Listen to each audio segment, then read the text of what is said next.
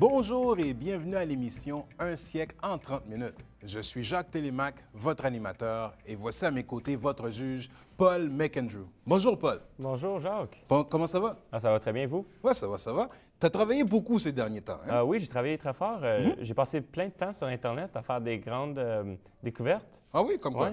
Ouais. Jacques, pourrais-tu me dire quel âge avait le plus vieux entraîneur du baseball, de l'histoire du baseball? Baseball, le plus vieil entraîneur, 65 ans? Non, essaye plus haut. 72? Non, il avait 87 ans. Wow! Un certain nommé Connie Mack. Il a tenu la barre de l'athlétique pendant 50 ans à la Philadelphie. Wow, c'est très, très impressionnant. Merci beaucoup, Paul. Et j'espère que nous, on puisse durer aussi longtemps avec notre jeu questionnaire. Oh non, c'est sûr. Donc, sans perdre de temps, Un siècle en 30 minutes est un jeu questionnaire tout nouveau portant sur le 20e siècle. Et comme à chaque émission, nous avons aujourd'hui deux concurrents assoiffés d'argent et de bonnes réponses. Commençons par les présentations avec Sabrina de Montréal. Bonjour. Bonjour. Et nous avons bien sûr Alexandre de Ottawa. Bonjour. Bonjour. Donc, avant de commencer, je vais prendre le temps d'expliquer aux téléspectateurs et à nos compétiteurs les règles du jeu. Derrière moi se trouvent 14 enveloppes scellées comprenant 5 questions sur le même sujet. Toutes les questions ont un lien avec le siècle passé et chaque concurrent choisit à tour de rôle une enveloppe.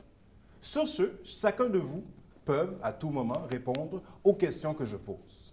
Alors, le hasard a voulu que Sabrina, tu sois la première à choisir une lettre. Donc, laquelle voudrais-tu choisir? Je vais prendre un numéro 6. La numéro 6. Parfait. Donc, allons voir de quel sujet il sera rapport dans cette première catégorie de la journée. Laissons voir. Donc, on va parler de personnalité. Donc, pour 100 $, quelle personnalité est connue pour avoir écrit Le Seigneur des Agneaux? Bon, excusez-moi, Le Seigneur des Anneaux, Lord of the Rings, en anglais. Donc, qui est l'auteur de... Oh! Oui, Alexandre. J.K. Rowling? Exactement. J.K. Rowling est le écrivain de cette œuvre. Maintenant, passons à la deuxième question pour 200 $. Quel écrivain et ancien premier ministre anglais a obtenu le prix Nobel de littérature en 1953? Donc, quel écrivain et ancien premier ministre anglais a obtenu le prix Nobel de littérature en 1953? Oui, Alexandre. Churchill? Exactement, on parle de Winston Churchill. On peut voir que Alexandre est un connaisseur dans l'histoire. Et maintenant, passons à la troisième question pour 500 $. Quelle romancière a créé les personnages d'Hercule Poirot et Miss Marple? Donc, quelle romancière a créé les personnages d'Hercule Poirot et Miss Marple? Malheureusement, la réponse était Agatha Christie. Oui, oui, oui. Une fois qu'on dit la réponse, c'est toujours « Ah, je le savais. » Ouais. Donc, maintenant, pour 1000 $, quel auteur pour enfants est connu pour avoir publié The Tale of Peter Rabbit? Donc, quel auteur pour enfants est connu pour avoir publié The Tale of Peter Rabbit? Ah, le temps est écoulé malheureusement. On parle de Beatrix Potter, tout simplement. Donc ça, c'est ce qui conclut notre première enveloppe sur les personnalités connues. Donc, on va continuer sur le même cheminement. Donc, Alexandre, débarrassé de cette lettre. Quelle lettre voudrais-tu choisir maintenant? On va prendre le numéro 8, Jacques. Numéro 8? Ouais. Parfait. Donc, le numéro 8, juste ici à côté de moi. Et allons voir de quelle catégorie il sera question. Ah, quiz américain. Donc, ici, j'ai premièrement une question chance. Ça arrive juste une fois durant le show, une à deux fois durant le show. Donc, qu'est-ce qui arrive? Je te pose la question. C'est juste Alexandre qui peut répondre. Toi, tu auras un droit de réplique s'il a la mauvaise réponse. Et cette question-là vaut 500 $. Donc, quel est ce quiz connu pour l'expression « Come on down » ?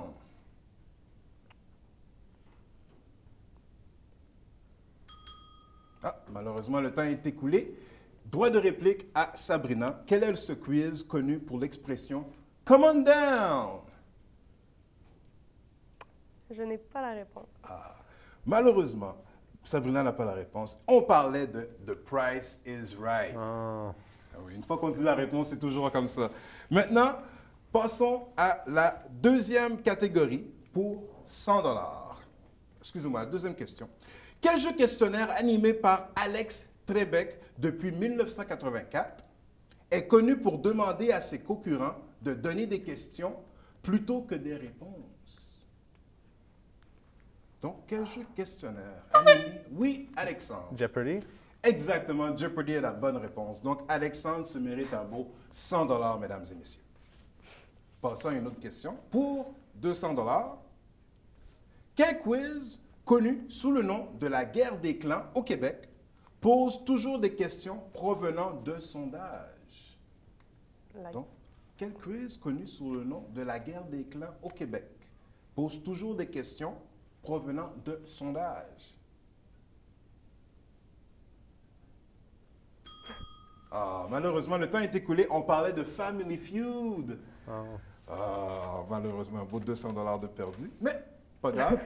La prochaine question vaut 500 $. Donc, quel quiz est connu pour sa grosse roue et ses cases cachant un mot, une phrase ou une expression? Quel quiz est connu pour sa grosse roue et ses cases cachant un mot, une phrase ou une expression?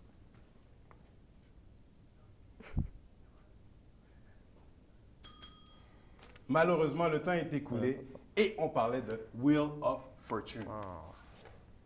Et maintenant, pour 1000 $, la dernière question, catégorie quiz. Quel jeu questionnaire ayant déjà eu un scandale a inspiré le réalisateur Robert Redford pour son film Quiz Show? Donc, quel jeu questionnaire ayant déjà eu un scandale a inspiré le réalisateur Robert Redford pour son film Quiz Show?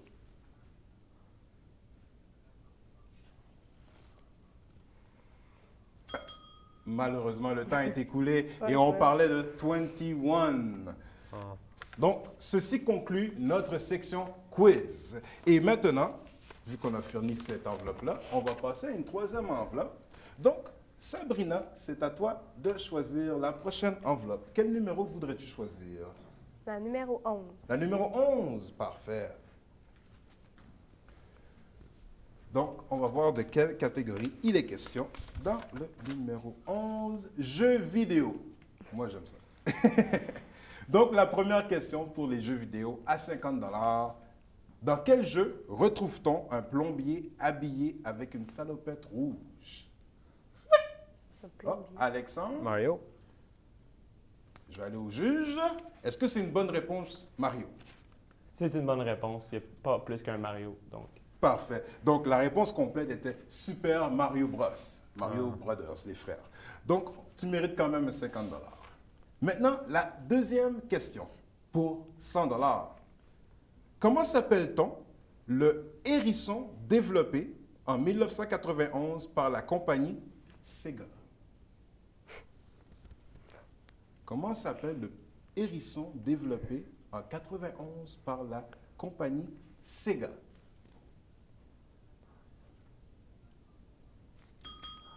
Malheureusement, c'est tout le temps qu'on avait pour la question. Et la réponse est Sonic the Hedgehog. Sonic le porc-épic, si je ne me trompe pas, en français. Et maintenant, pour 200 $, toujours dans la catégorie jeux vidéo, quel jeu développé par Namco est connu pour avoir un personnage circulaire de couleur jaune qui mange des points et des fantômes? Oui, Sabrina. Pac-Man. Exactement. Donc, Sabrina se mérite un beau 200 $. Et on continue la course avec une autre question à 500 $. Oh, malheureusement, vous avez entendu le label. Il est temps de prendre une petite pause publicitaire. Et dès qu'on va revenir après la pause, on peut voir que Sabrina tire de l'arrière avec 1600 $.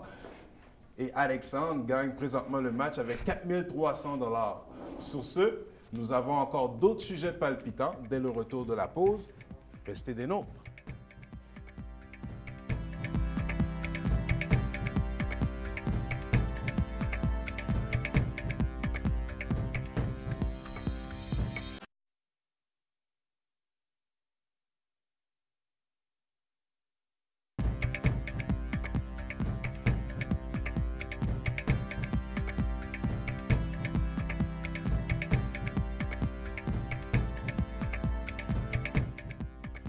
Nous voilà de retour à l'émission Frais et Dispo. Donc, nous étions rendus aux questions suivantes de jeux vidéo. Donc, on était rendu, laisse-moi voir, la 4e question ici pour 500 $, les amis. Quelle compagnie est connue pour avoir sorti dès 1972 le jeu Pong? Alexandre? Atari. Félicitations, tu te mérites un beau 500 $, Alexandre.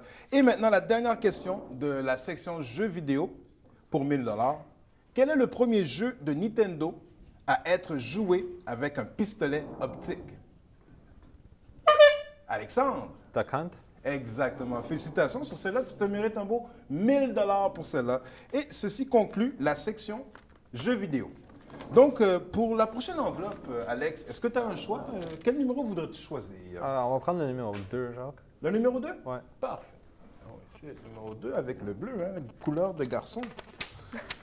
Donc, groupe de musique des années 80. C'est une autre de mes sections préférées. Qu'est-ce qu'on fait dans cette section-là? C'est qu'on va vous jouer un extrait musical de musique des années 80 et ce sera à vous de deviner le nom du groupe. Pas le nom de la chanson, mais le nom du groupe. Donc, c'est très important de se rappeler de ça. Donc, la première question ici pour 50 $. Voici l'extrait musical.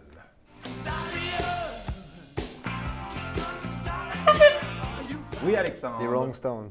Exactement, c'est la bonne réponse avec Start Me Up, qui est le nom de la chanson.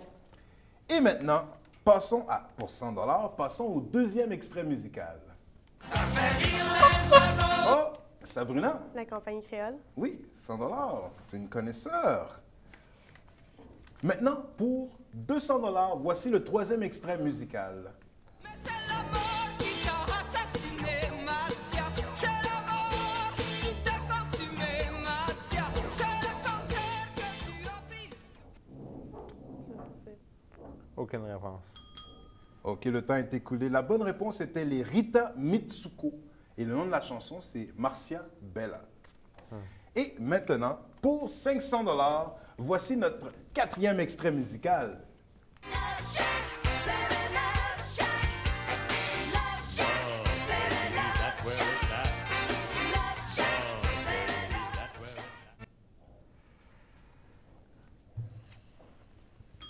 Shack. Malheureusement, c'est tout le temps qu'on avait. Ça, c'est les B-52s avec la chanson Love Shack. Et maintenant, le dernier extrait musical pour 1000 $, ça vaut beaucoup d'argent celui-là. Voici le dernier extrait musical.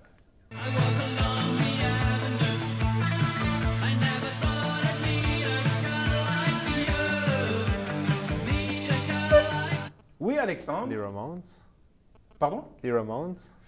Malheureusement, c'est pas la bonne réponse. Sabrina, tu as un droit de réplique. Je ne sais pas. Je ne sais pas non plus. Malheureusement. C'était A Flock of Seagulls, la chanson I Ran So Far Away. Donc, c'était pas facile, celle-là, vraiment. Donc, ceci complète la section musicale des années 80. Maintenant, Sabrina, c'est à ton tour de choisir une nouvelle enveloppe qu'on va pouvoir poser des questions et faire un peu d'argent. Le numéro 5. Le numéro 5? Oui. Parfait. Donc, ici, avec le numéro 5, allons voir quel sujet que nous avons là-dedans. Ah, les personnalités musicales mortes trop jeunes. Donc, on va tester vos connaissances sur ça. Première question pour 50 $. Personnalité. Quel chanteur et acteur, surnommé le King, a-t-il rendu l'âme en 1977? Oui, Sabrina? Elvis Presley. Exactement. Donc, un beau 50 $ dans les poches de Sabrina. Et maintenant, pour 100 $. Quel ancien Beatles assassiné près du Central Park à New York en 1980? Et, oui, Alexandre? John Lennon. Exactement. Tu te mérites un 100 $. J'ai même pas eu le temps de finir la question. Donc, toi, tu es un fan des Beatles, si je comprends. Ben bien. OK. Et maintenant, pour 200 $, toujours dans la même catégorie, mesdames et messieurs, quel chanteur punk décédé seulement à 21 ans d'une surdose d'héroïne était à la barre des Sex Pistols? Oui, Alexandre. Sid Vicious. Exactement, c'est la bonne réponse. De son vrai nom, John Simon Ritchie. Tu savais tout ça? Ouais. Ça fait longtemps. Ça fait longtemps, hein, ouais. Donc, maintenant, on va continuer ici avec l'avant-dernière question pour 500 $. Quelle chanteuse française des années 40 et à 60 est connue pour ses chansons La vie en rose, Non, je ne regrette rien et Mon légionnaire? La vie en rose, Non, je ne regrette rien et Mon légionnaire. Malheureusement, le temps est écoulé. On parlait ici de Édith Piaf, qui a fait beaucoup de belles chansons dans les années 40 et 60. Ça a motivé beaucoup de soldats pendant ce temps. Et maintenant, on va passer à la dernière question pour 1000 $. Quel chanteur, décédé à seulement 17 ans dans un accident d'avion en même temps que Buddy Holly, est connu pour le tube des années 50, La Bamba? Hein? Qui est connu pour ça? Ah, le temps est écoulé, malheureusement. On parle de Richie Valens. Je suis sûr que vous connaissez très bien la chanson La chanson, Bamba. oui. Exactement, mais des fois, on oublie c'est qui interprète la chanson. Donc, on est rendu à Alexandre, si je ne me trompe pas.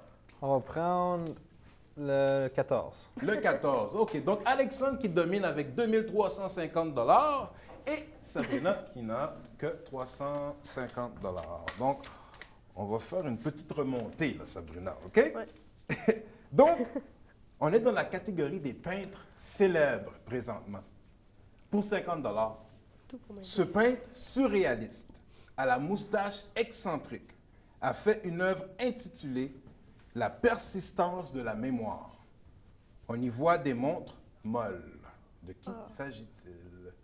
Un peintre surréaliste, à la moustache excentrique. Fait une œuvre intitulée La persistance. Oui, Sabrina? C'est pas. Non, j'ai pas la réponse. Van Gogh? Malheureusement, non, c'est pas Van Gogh. Droit de réplique à Alexandre. Je sais. Non, plus de réponses. On parle de Salvador Dali. Dali. Salvador. Dali. Exactement. Donc, passons à la deuxième question. Peut-être vous allez être plus chanceux sur celle-là. Pour 100 $, ce peintre espagnol ayant comme prénom Pablo est souvent cité comme étant le fondateur du cubisme. Oui, Sabrina? Picasso? Exactement, c'est la bonne réponse. Picasso, tu te mérites 100 $. Félicitations. Pour 200 $ maintenant, ce peintre influent de la pop art est connu pour avoir fait des toiles de Marilyn Monroe et de soupe de Campbell. De qui on parle? Oui. Warhol? Ouais, je dis Warhol. Il faut que j'aille voir Paul, le juge, pour qu'il aille me dire, est-ce qu'on accepte Warhol? Ouais, je dis Warhol. donc. On accepte Warhol. OK. Qui est le nom complet, c'est Andy Warhol. Ah, c'est ça. hein, OK. c'est pas- Bon, mais c'est quand même, tu te mérites un 200 $. On voit que tu avais la connaissance quand même en toi, Sabrina. Maintenant, pour 500 $, quel artiste, peintre québécois a rédigé Le Refus global?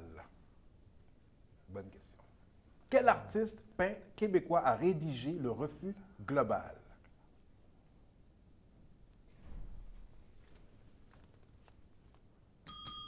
Malheureusement, le temps est écoulé. On parle ici de Paul-Émile Borduas. On en apprend tous les Ouais. jours. Hein? Et maintenant, la dernière question pour 1000 $. Quel peintre hongrois, considéré comme étant le père de la Op Art, a publié le manifeste jaune en 1955?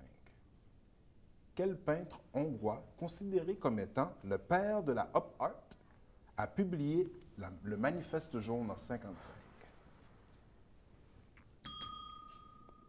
Temps écoulé. On parle ici de Victor Vasarely, Ah. un très grand peintre des années. Donc, c'est tout le temps qu'on a, malheureusement. Il est temps de prendre une autre pause. On va vous revenir après la pause. Alexandre domine royalement avec 2300 $. Je vois ici que Sabrina a un beau 650 $ dans ses poches. Sur ce, il n'est pas trop tard, Sabrina, pour revenir en force dans la troisième section. Il y aura des questions allant de 1000 à 10 000 $. Donc, tu pourras faire beaucoup d'argent et rattraper Alexandre. Et ça va parler du sujet de 1000.